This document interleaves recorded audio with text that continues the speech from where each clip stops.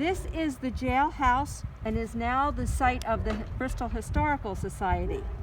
It was built in 1828, and the rear wing of this building was added in 1859.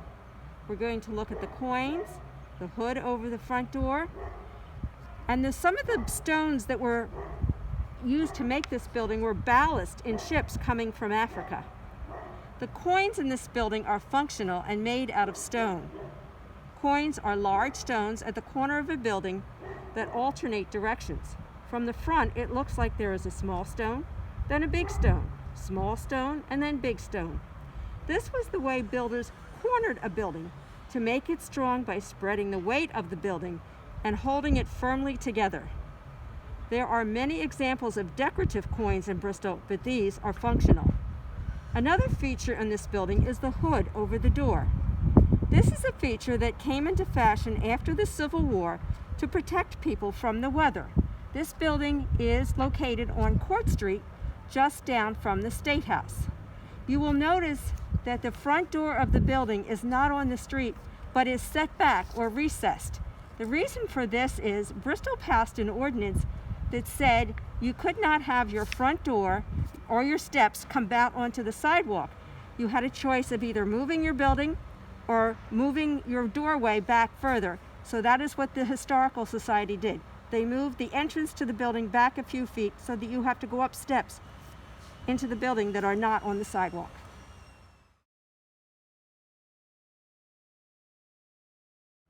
This is the Burnside building, which was built in 1883.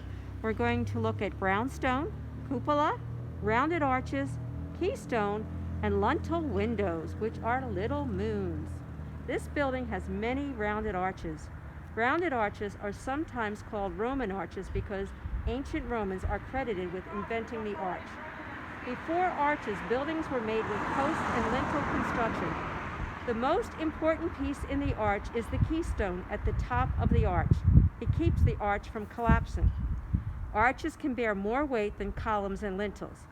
This building is also an example of masonry in the polychromatic or multicolored fashion of the Victorian era. Here, the granite and brownstone is offset with the reddish mortar used between the stones.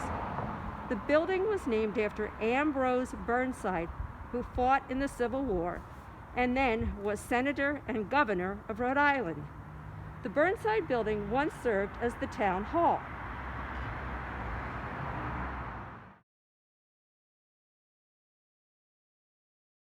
This is the Gooding Double House, numbers 407 and 409 Hope Street. It was built in 1807. The architectural features we're going to look at in this house are the cornice with swags, the pilasters with rope moldings, and the dentils. This house was built by the Gooding family for two brothers. In the middle of construction, the two brothers had a fight and split the house down the middle. Notice the cornice with the swags and the pilasters. Pilasters look like columns at the corner of the building, but they are really just decorative facings. These decorative elements are signs of the wealth and prosperity of Bristol at the time the house was built.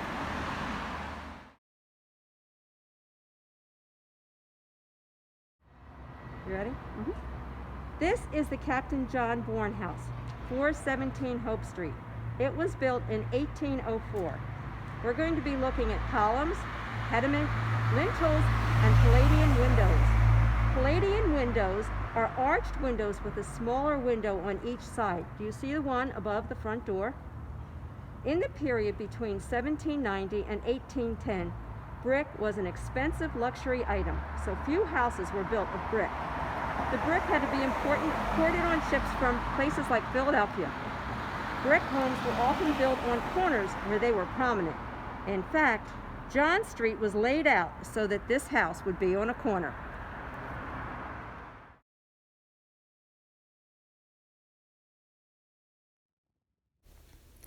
.450 Hope Street is the former YMCA building built in 1899. It was designed by Wallace Howe, who lived in Bristol. He also designed the Hydraulian Fire Station and Gutierrez School.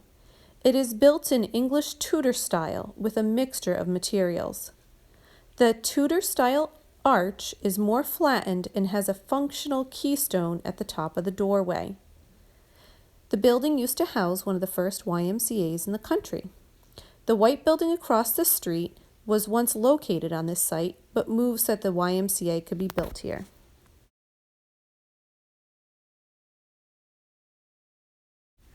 The Customs House at 448 Hope Street was built in 1857.